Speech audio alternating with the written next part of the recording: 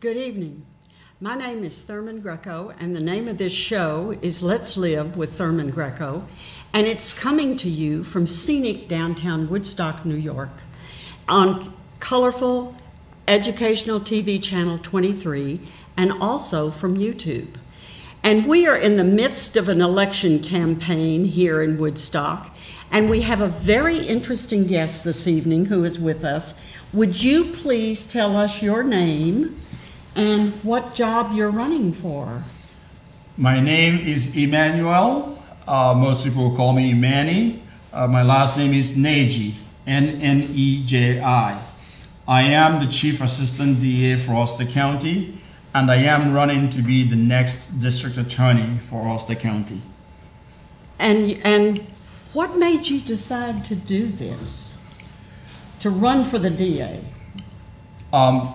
The Ulster County residents, the people of Ulster County, the elderly, the young, and everyone in between deserves the protection of the laws, the fair and honest enforcement of our penal laws, and the exercise of discretion by the district attorney as given by law in the fair administration of our laws.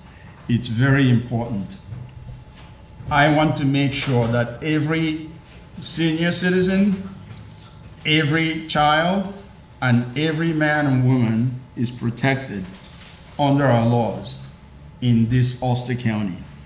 I want to make sure that all the young people that we have working in the office right now, the diversity that we have in the office right now, the energy, the commitment to public service that we have in the office right now is preserved and continues to work for Ulster County. Ulster County needs to go forward in the DA's office, not backwards. The work we have done in the last 2 years, moving Ulster County forward, giving everybody a stake in that office, it's absolutely necessary. And it's my commitment to continue that for every child, man, woman, senior citizen, and everyone in between. Now, you are an assistant district attorney. Yes, I have been a prosecutor in Ulster County for 32 plus years, and I have worked for every district attorney in Ulster County since 1990. Wow. So how did you come to Ulster County? I grew up in Nigeria, and in 1980 I came to New Paltz. I came from Nigeria to New Paltz to go to college. At the college, as in New Paltz, I washed dishes and cleaned the dormitories to pay for college. After that, I worked in McDonald's on Main Street in New Paltz. I hope you didn't eat any of my cooking there. But I worked in McDonald's in New Paltz for 2 years to pay for my first semester of law school. And after my first semester of law school, I got some help from really, a supportive community to pay for the remainder of law school. And then I got a scholarship and came out, finished law school, came back to Ulster County because Ulster County was my home since I came to America. In fact, while I was in law school, each year I came back to Ulster County. So it was my, it's my home since I arrived. When you said you went to law school, where did you go? State University at Buffalo. Oh, you went all the way to Buffalo? Yes, I did. From Nigeria? Well, from Nigeria to New Paltz and then to Buffalo. And in my mind, now I've never been to Buffalo, but in my mind, Nigeria is warm and never gets cold. Well, you are right. And Buffalo, in my mind, is always cold. You are right. If it's 80 degrees in Nigeria is cold. Okay? Oh. And when I arrived in Buffalo, I played in a soccer match and it was 20 degrees below zero in that soccer match. By the time we finished that soccer match, and you know something? While in law school, I had a constitutional law professor, Alan Freeman, who wore shorts to school every day, 365 days a year. And a number of my classmates decided to emulate him. And we wore shorts to school every day for the 3 years of law school. In Buffalo, New York. In Buffalo, New York, with me, we had blizzard. I'm walking from my dormitory, trying to get into the tunnel, to get to the law classes, or to get to the library to work, whatever, but we did it, and that changed me. Right now, if the sun comes out, I'm sweating. But really? I am not so used to the cold weather. I don't walk around with a coat anymore. I am so adapted to the Buffalo weather. And I loved Buffalo, but Ulster County is my home. And after Buffalo, after law school there, I came back here. I love this weather we have right now. When it's in the 60s, it's perfect for me. Okay, all right. Yep. Well, hey, if it's perfect, that's fine. Yeah. And now you mentioned soccer. Yes. How does soccer fit into your life? When I arrived here from Nigeria, I played in Nigeria, in school, in high school and all that.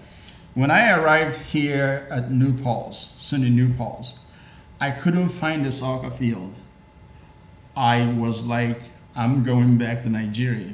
I swear. I was like, I have nothing, it scared me. And one day I saw a kid with soccer cleats on his neck walking towards some direction where it turned out to be the soccer field. I followed him. I found out that, hey, there's a school team. They have tryouts. I walked on as a tryout with bare feet. The coach allowed me to play with bare feet. He saw that I could, play.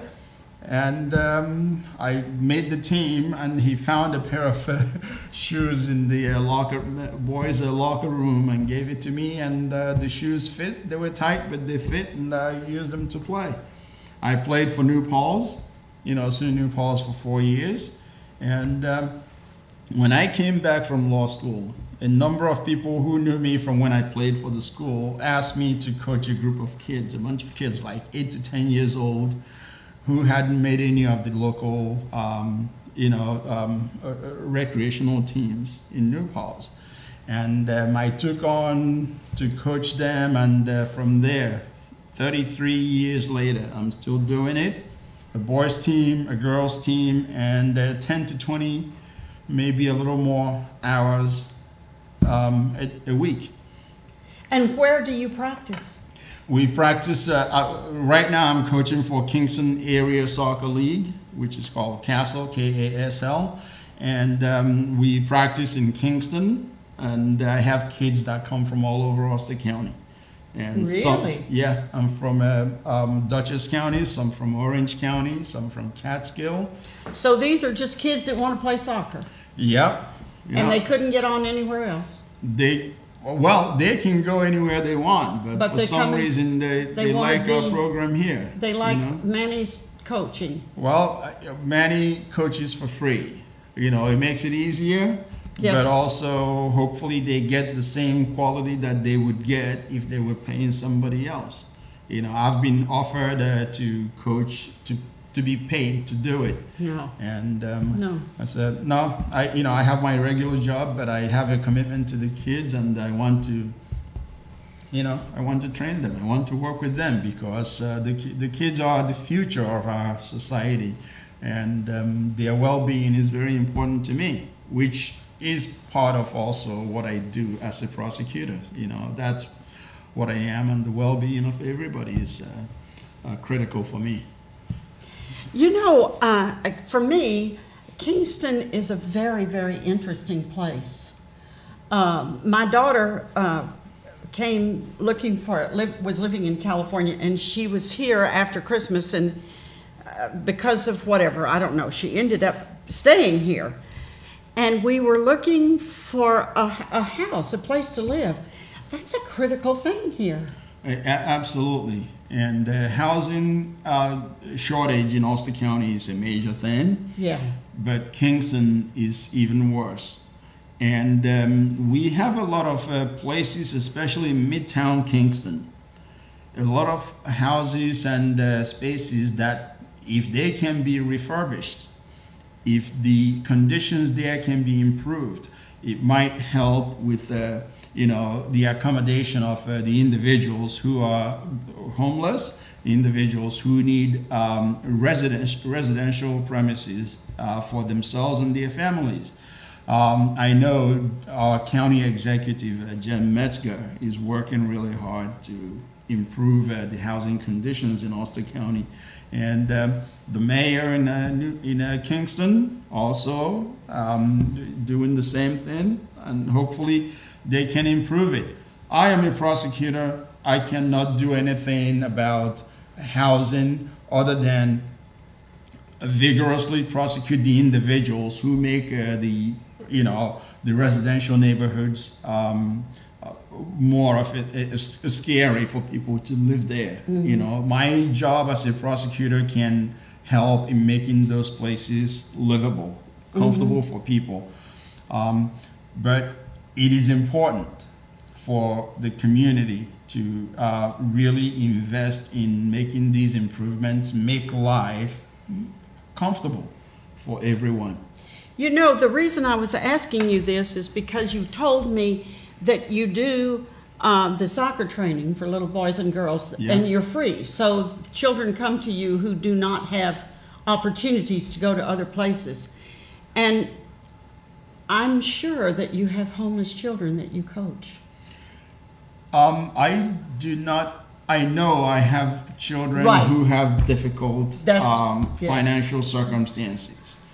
And as much as I don't charge anything, it still costs them money to buy the uniform. It costs them money to buy the equipment and to sign up for some of the events that we participate in.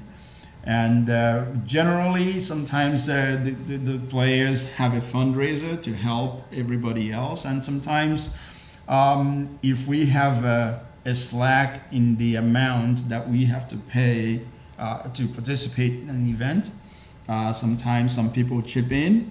Sometimes here and there, I will chip in my own money. Mm-hmm. The more important thing is for these kids to have that opportunity to be happy, to develop with each other, to learn and grow with each other. I told you about my experience washing dishes and going to school. My background is more from a poverty. I grew up in Nigeria. My dad was a taxi driver. I personally know what some of these kids go through. But you know what? I made it to law school. I notified the school after my first semester that I was about to drop out of law school.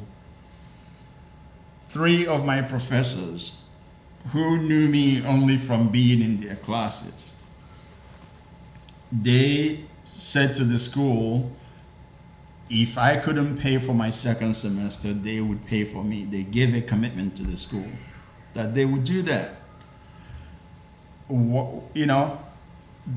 They weren't asking me to pay them back.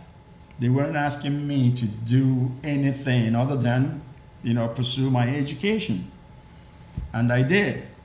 And my friend from my dishwashing days at SUNY New Paltz, his parents sent me a check to pay for that second semester of law school. And after that, I was able to get a scholarship, a teaching assistantship, teaching 2 classes to first-year law students. And that's how I paid for the remaining 4 semesters of law school. So I am here not because of my charm or because of, something that I did. It's because people, the community, the kindness and generosity of other people have lifted me and put me where I am, put me in this position. And I will never at any time, on any day, forget how I got here and to pay it back.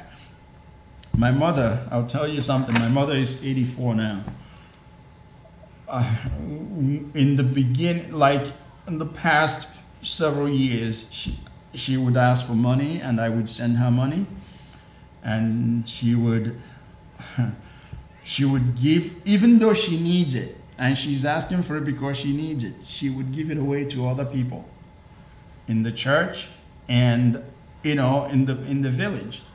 I said, why do you do that, Mom? She goes, because they need it.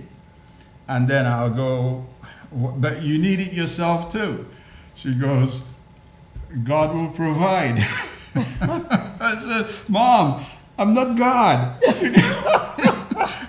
And she goes, that's blasphemy. Do not ever, do not ever put yourself in that type of, do not ever elevate yourself to that kind of thinking. And of course I knew what she meant, but she also knew what I meant. So it's something that I grew up with. It's something that I it's the environment in which I grew up, to care for others, to do for others, because others did for me and others continue to do for me. And if we can do for each other all along the way, I think the world will be a better place, and when all is said and done, that's what we all want, Once you got out of law school and you became an attorney, where did you go for your first job? I went from law school to Mid-Hudson Legal Services, representing indigent individuals, people who couldn't afford to have a lawyer represent them in eviction proceedings and other things, and that was in Poughkeepsie. Then after that, I became an intern in Ulster County at the DA's office. My opponent's dad, Michael Cavanaugh, Michael Cavanaugh, the former judge and the DA, I did an internship for him, and in December of 1990, my internship ended, and I told him I was leaving, and he said, we have an opening here. We like the work you have done as an intern, and we have an opening here. It's yours if you want it. And that's how I became a prosecutor in Ulster County. And, from there, when he assigned me some really important cases, which I handled, challenging cases, which I handled well, and more of them came. And then when Don Williams became the DA, I continued there, and eventually he appointed me the chief assistant, which is the second in command in the office. And from there, I was offered a job with the New York State Attorney General, and Andrew Cuomo. I took that job and did it for 7 years. That was from 2007 to 2014. And while I was doing that, I was still handling cases covering Ulster County. And then I was asked to come back to the DA's office in Kingston, and I came back. And so it's, that DA's office is my professional home. That's where I grew up as a lawyer, and it means everything to me. The moral compass of that office means everything to me. The work that the office does for victims, for the community, and for the accused, it all means everything to me. And I want to see that continues unfettered, because I think it matters and should matter to everyone. Mm-hmm. What do you see? Do you see any trends in the Kingston area, the Ulster County area? Where are we going? In the 90s, the trend that I saw where a lot of drug problems, I mean, a lot of drug problems, and a lot of dangers associated with the drugs. And then you have other issues. You know, the gun violence has always been around because of the gang and similar issues. But the cases involving mental health problems seem to have risen more since COVID. Mm-hmm. And I suspect that COVID has something to do with it. We've had in the last 3 years, more cases involving like a child killing a parent, and that child having mental health issues, some of them, not completely addressed, some of them never addressed, and we see those. But also, one of the most, as disturbing as that is, and as much as we need to do something to deal with them, the one that disturbs me the most, that I do not know if we can ever track it or do something about it, is, this whole idea that some people, because of politics, do not care about others. The whole idea that it's either my way or no way at all. If I don't win, then you cheated. If, my opponent won, my opponent should not have the support of my people. That is so destructive of our democracy, in my view. And if we lose our democracy, we lose more than, we lose to any crime. As much as we lose to crime, we lose more if we lose our democracy. And that's the danger, the trend that I see, that at least that I have seen in the last, 6 to 8 years. And hopefully it's calming down. I used to go into, I'll give you an example. I used to go into Stewart's to get my coffee. I get my coffee there just about every morning before I go to work. And you would hold the door for somebody, they'll scowl at you like you're offending them.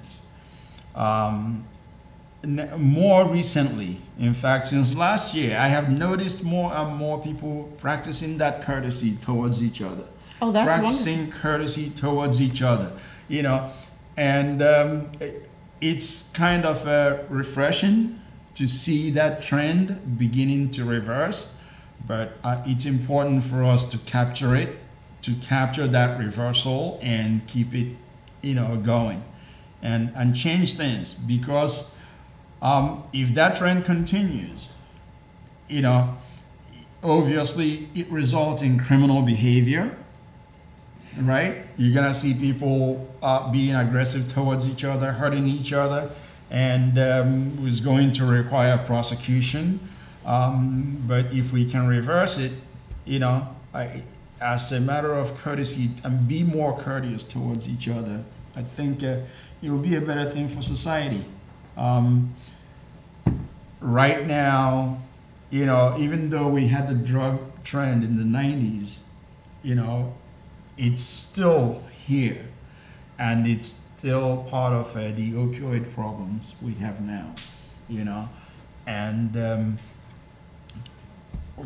for whatever we can do to manage the prosecution of those drug peddlers and help to sustain a reversal on the opioid issues, we're going to continue to do that. Mm-hmm. As long as I'm a prosecutor, that's what I'm going to continue to do.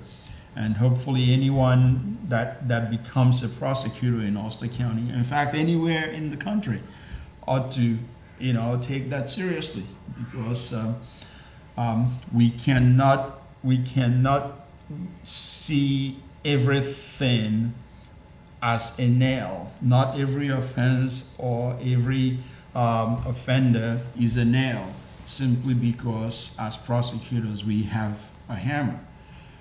You know, it's important for us to exercise discretion and compassion as part of what we do when we are dealing with individuals who have not committed violent crimes or crimes that threaten the safety of the community or others, you know. So I know you asked for a trend, but I gave you an answer that kind of expands a little more on that, I hope. Absolutely, and that's what I was hoping for. It seems to me that in the last 20 years, so much has been happening in Kingston. Kingston has really, in many ways, taken hold of its community, and with serious problems, and still moving forward. Moving forward. It seems to me the community is trying to improve itself. Absolutely, and that's what every community has to do. You know, the community is beginning to look inward to say, hey, what are we doing in our homes, in our families, in our communication with each other that's causing the problems that we have? What can we do to re-examine ourselves, our roles, and make a better society, a better environment for all of us? It used to be that when somebody committed a serious crime, a violent crime, and the person gets arrested, you would hear a lot of people clamoring for the person to be released and so on and so forth. Not so much anymore. People are realizing, hey, you commit a serious crime, you ought to be held responsible for it. Because when you do that, you're hurting, you know, any crime of violence, you're hurting one of us. When you're hurting one of us, it's important for you to understand it's not okay. And with that, you know, the communities in Kingston are becoming a little safer, and people are more willing to move into those communities to live there. And with that type of environment or opportunity, you see businesses taking advantage, you know, of the fact that people are living there to invest, you know. And all those things go together. You know, you have people able to get a job right around the corner, to work there. You have people able to run out to the store and get something without, you know, fearing for their well-being. You know, is there still work to be done? Absolutely. That work has to continue in keeping the community crime-free. But the trend is changing. I see that the city government and the mayor, they are doing work to make, you know, paving the sidewalks, paving the streets, improving the conditions around in the city, the infrastructure in the city, the community centers in the city, you know, places that bring people together. And the dialogue is more constructive, you know, to bring people together.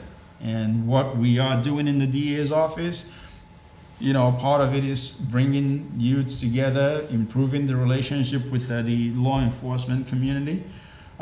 So all of those things, you know, little by little, they have an impact.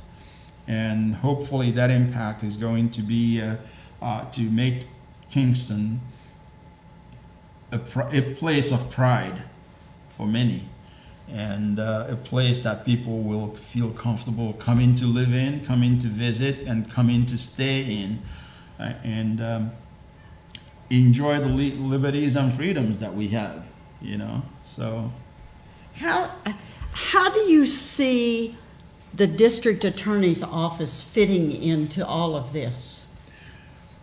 The district attorney's office deals with crimes. And when violent crimes are appropriately handled, appropriately prosecuted, it makes a big difference. It gives the community a sense of safety, a sense of confidence in the DA's office. And that's something that we have, improved on, so much so. Something completely different from before 2020. You see the diversity in the office right now. It looks more like the people who live in Kingston. It looks more like the diversity of Ulster County. That makes a difference to people. When people see that, hey, the people who work here, the people who are in the court prosecuting these cases or handling these cases and disposing of them in different ways are members of our community. And it gives the assurance that, yes, we'll be okay, the right thing will be done. But more importantly to the kids, the children get the message that they can aspire to do things such as Mr. Nneji is doing, such as Miss this or Mr. that or Miss that is doing. And the Ulster County DA's office, I don't know if you knew this, right now we have more women prosecutors in the office than men. That's wonderful. That's never been the case in that office. We have so much diversity, ethnic, gender, and personal identification diversity, and everybody is working hard and doing the best they can and getting along, serving the community. It's important for the community to know that, to see it. And one thing, if I win this race that we are in, one thing I want to do is to open that office up a little more. I have a program that I call Ask the DA. I want to have some assistant DAs like once a month for 8 to 9 months a year, get out to the communities, get to meet people in the community, get to talk to people, answer questions. When something serious happens in any particular community, we can go there and have, face questions from the community and help the community understand what's going on and help them, understand that, hey, everything will be okay. Try and instill confidence in the community that everything will be okay. And also, maybe 2 to 4 times a year, visit our senior citizens and talk to them, because we have a lot of senior citizens who are being ripped off by home improvement contractors who come in and take the money and leave and never come back and never do the work. By people who are, being ripped off by individuals who are supposed to be helping them. We have 2, 3, or 4 sessions a year to answer their questions and to help them understand what's available there for them to make sure that they don't get ripped off. Those are things that, we can do, but of course, win or lose, and I hope we win, I intend to continue my work with our young people as a soccer coach, and that's, no matter the outcome of this race, that's not going to stop. The kids mean too much to me. I think I see this in your life, being the district attorney, is part of a pattern for you. It's like you've been working toward this for a long time. Is that true?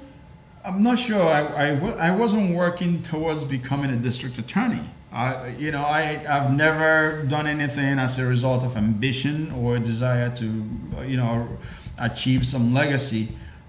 It's just how I grew up. It's the material that I'm made of. In high school, I went to a boarding school in Nigeria. I was one of those kids who helped do everything for everybody. And, you know, when I was a dishwasher, I helped out the people who swept the dining hall, even though it wasn't my job. I helped out the people who cleaned the service line, even though it wasn't my job. I helped out the people who cleaned the kitchen.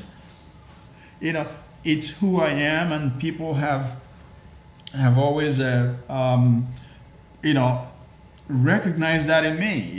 It's if there's something to be done and done right, I am there to help do it. It doesn't matter whether it's my job or not. And the job of the district attorney is one that you have to have a center in your head, in your heart, to serve the community.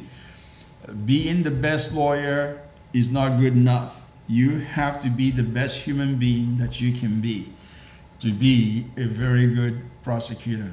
And you know, that's one of the things. That's you know, something I'm very passionate about. I do not like anything being unfair to anyone. And in order for us to get justice in the judicial system and in our lives, it's important for us to dish out fairness equally, no matter who is looking or not looking, or even when nobody is looking. It's very important for that. So that's the life I have lived. You know, do unto others as you would unto yourself, or unto your friends, or unto your neighbors, unto your best friend, your family. That's how I live. You know, my whole life is an open book. I don't have any personal secrets, because it's just never been me. I don't know how to explain it. I never considered, I never for 1 second imagined that I'll be running for DA. Never. And the circumstances that developed over the last 3.5, 4 years, you know, and what I experienced you know, between 2014 and 2019, it made it necessary for me to run, you know, because the people that I work with right now are very important, committed public servants, and I want to, you know, continue to train them, to help them become the quality prosecutors they can be, the quality judges that they can be, because I think that's a crop of public servants that will be, you know, become the fair judges and prosecutors that you want serving in this county or in any other county in the state, you know. So essentially what you're telling me is that you are mentoring the people in your office. Absolutely, it's my job. I'm the oldest one of the court, you know, the ones who go into court to prosecute. And I've also, you know, with 32 years experience, I have done everything. I have handled the most serious cases New York State has to offer that occurred in Ulster County. The murders, the rapes, the, you know, domestic violence, and animal cruelty. I have handled them, some of them. I have dealt with cases where people, more experienced prosecutors than me, did not think those cases could be won. I took on them and I won them. And I, you know, because of my dedication, my heart and soul goes into what I do, into caring for victims, into making sure that they are, you know, they get justice when they go to court, into making sure that the community is safe for me, my kids, and my friends and family and everybody, including the people who don't like me. I want them to have a safe community as well. So all the people that I work with, you know, they have access to me at any time, on the phone, in person, anywhere, you know, to ask questions. And, you know, we lost a lot of experienced prosecutors when as a result of the last election, four prosecutors left the office. Experienced prosecutors left the office because their preferred candidate had lost. And then the pandemic came in. It stopped everything, as you know, except that it didn't stop crime, and things continued. And because of new changes in the laws, which made the work of prosecutors across the state 1,000-fold more difficult. A lot of experienced prosecutors left the office. And it wasn't just the DA's office in Ulster County, it was the DA's offices across the state. So we had to bring in young people out of law school, people with limited experience or no experience at all, to bring them in to take over the cases being handled by the experienced prosecutors who left, to basically endure baptism by fire. And all those new people that we brought, who are from 24 to 35 years old, they are hitting their stride. They are doing the work. And they have a commitment to public service. They are not there for personal promotion or ambition. They are doing the work for the community. And that makes me so happy. And I want to do for them everything I can to make sure that they remain in that office, that they are not replaced by those who left when the going got tough. Because at the time when the going got tough, when the new laws came into effect, when the pandemic came, who was going to handle the work of protecting Ulster County? The people of Ulster County. Those people who left, even if they were minded as public servants, where was their sense of public service? At this time when things got tough and they left. I was disappointed, and it made me determined. Ask anyone who was there at the time all these changes were happening. I said to them, there are two individuals who are there. I said to them, you stick with me, we're going to turn this ship around. And when we turn this ship around, we are going to be the envy of other DA's offices. And those who left are going to regret leaving. And as I understand it, as I know it, we have turned that ship around and we're doing well. As I understand it, my opponent now wants to bring back those who left. Apparently, they want to come back to working in the office that they left. Interestingly, they all left and went to work as defense attorneys, not as prosecutors, because the burden of the work of prosecutors exponentially increased without a similar increase for defense attorneys. So it's not like they left to do the work as prosecutors elsewhere. They left because the work got too tough. And it's important for the young people who are there now, who have committed themselves, who are putting in extra time before 9 o'clock and extra time after 9 o'clock. It's important for them to keep their jobs, for them to continue to do the work, because Ulster County deserves no less. Ulster County, I think, is a place to be very proud of. Absolutely. And Ulster County bit me in the butt when I came here, and I got infected. And that's why I'm here. I'm here for the rest of my natural life, and then some more. That's wonderful. That's,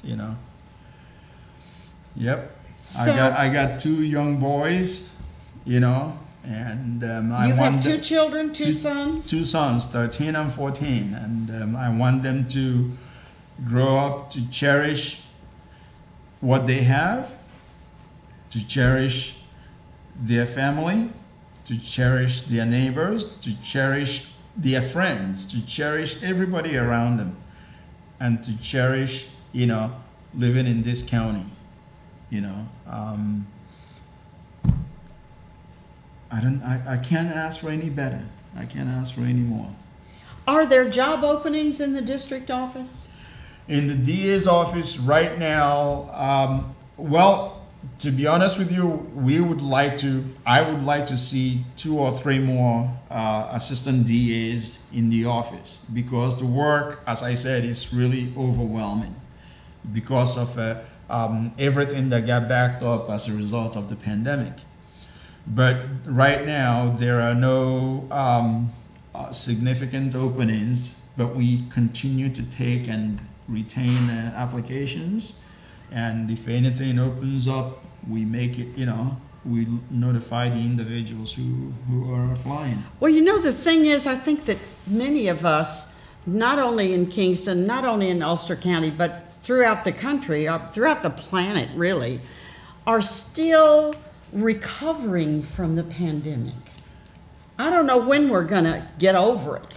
Yeah, the body is still in shock. Yes. The body is still in shock. I mean, what pains me the most is the kids who were like 5 to 8,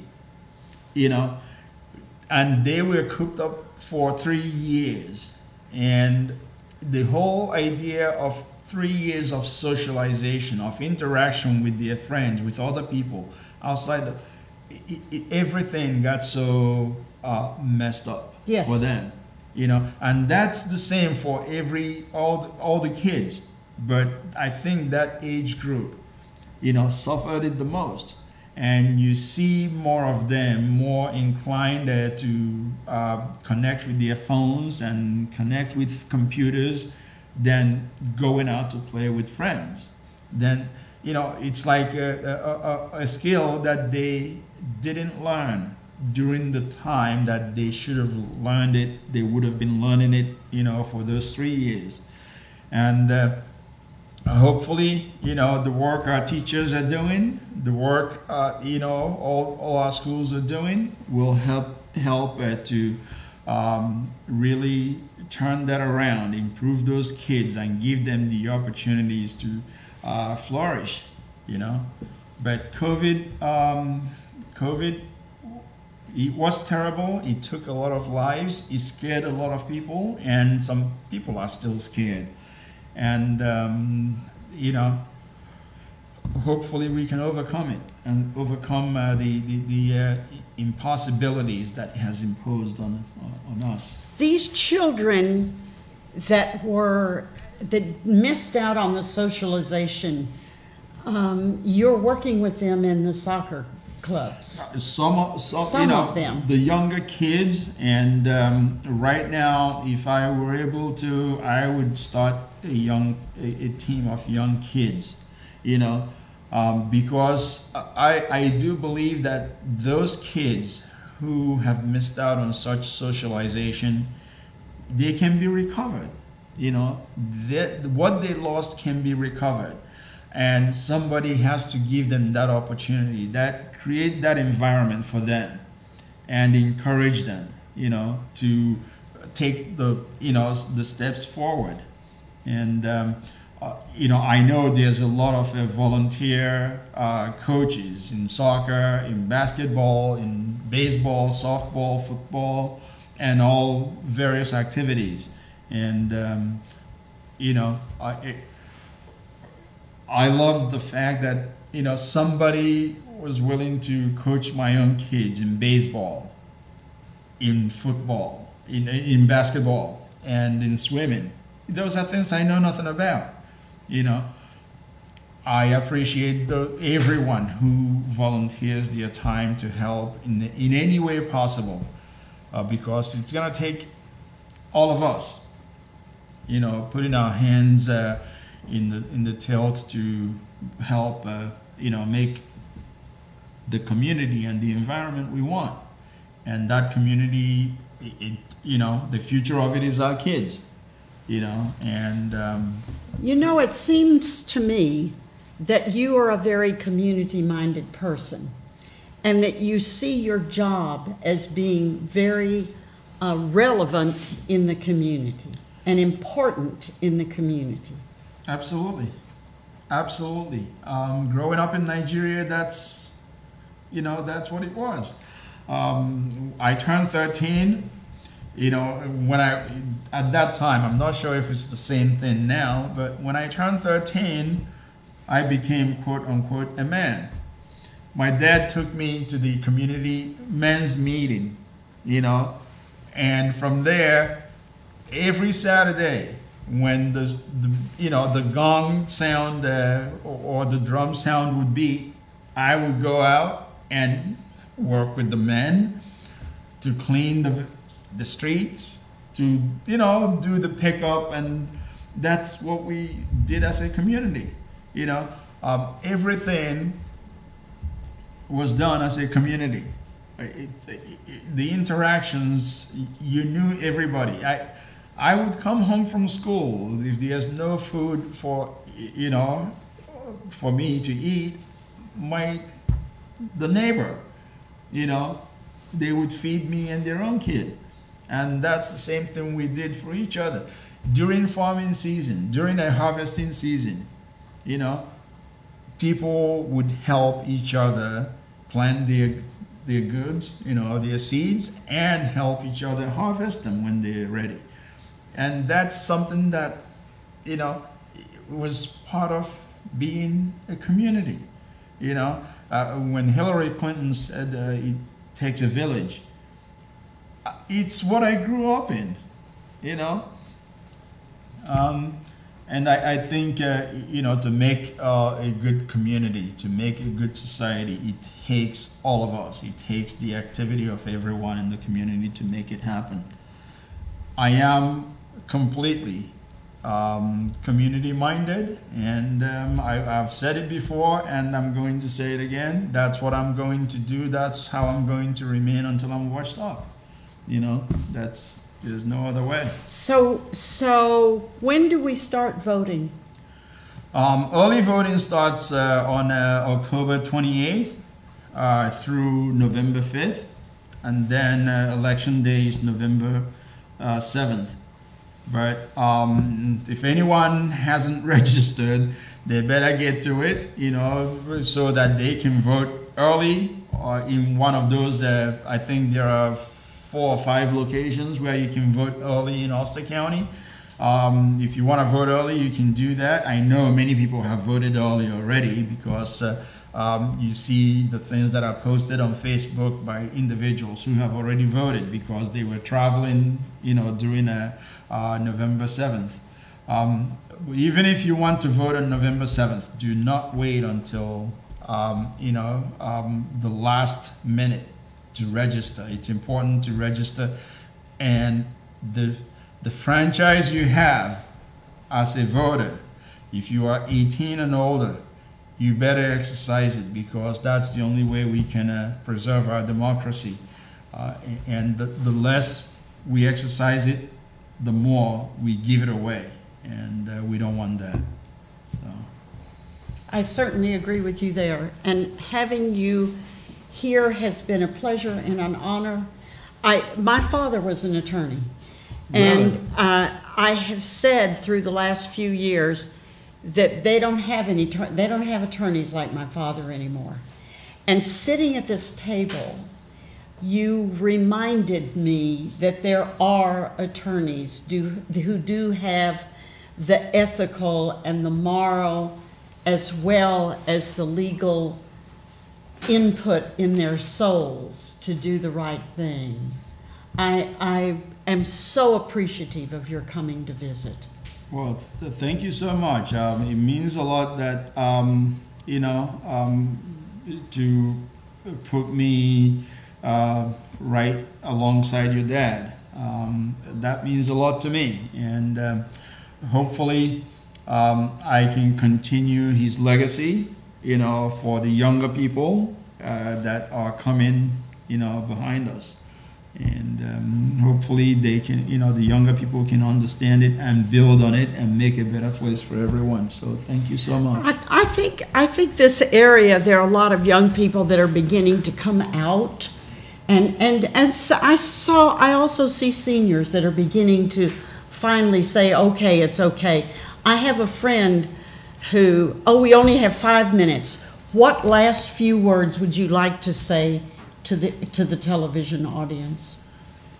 To anyone who is watching, and to anyone who is not watching, I don't know why you're not watching, to every man, woman, every boy, girl, every senior citizen, everybody, look at me. I never dreamed of being here.